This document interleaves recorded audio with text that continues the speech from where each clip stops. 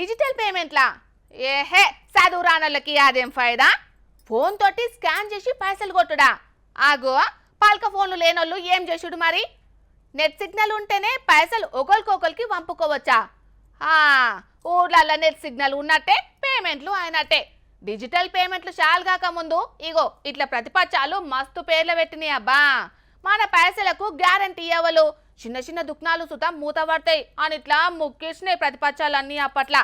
కానీ ఇప్పుడు షాయ్ బండి కానుంచి చేనేత దుకాణం దాకా, కూరగాయలు అమ్మే బండి కానుంచి కోట్ల రూపాయల వ్యాపారం దాకా స్కాన్ చేసి పైసలు పంపుడు అనేటిది నీళ్లు దాగినంత అల్కగా అయిపోయింది.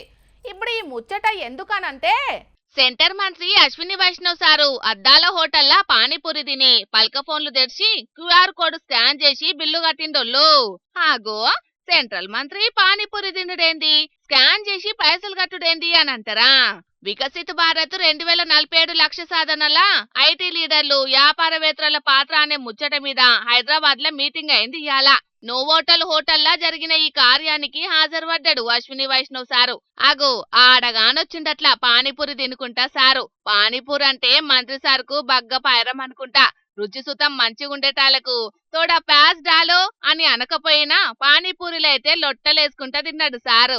అయితే క్యూఆర్ కోడ్ స్కాన్ చేసి బిల్లు కట్టి డిజిటల్ ఇండియా రుచి సుతం చూయించిండు ప్రతిపక్షాలకు. ఈ నడుమ ఏడ చూసినా స్కాన్ చేసి పైసలు పంపుడు కామన్ అయిందోళ్ళు. దునియా మొత్తంలో దండిగా జరుగుతున్నాయి మన కాడ ఆన్లైన్ పేమెంట్లు. ఫోన్ పే చేసినా, గూగుల్ పే చేసినా, భీమ్ యాప్ లా బిల్లు కడితే రివార్డులు వస్తున్నాయి. ఇగో ఇట్లా నడుస్తున్నాయి ముచ్చట్లు ఏడ చూసినా. ఏమైనా చేతుల క్యాష్ లేకపోయినా ఫరకలేదులా, పల్క ఫోన్లుంటే చాలన్నంత రేంజ్కి చేరింది ఫోన్ రీ. చిన్న చిన్న దుక్నపళ్ళు కూడా సార్ క్యాష్ వద్దు స్కాన్ చేయండి అంటున్నారంటే చూడుండ్రిగా ఎట్లున్నదో మన దేశంలో డిజిటల్ పేమెంట్ల తడాకా.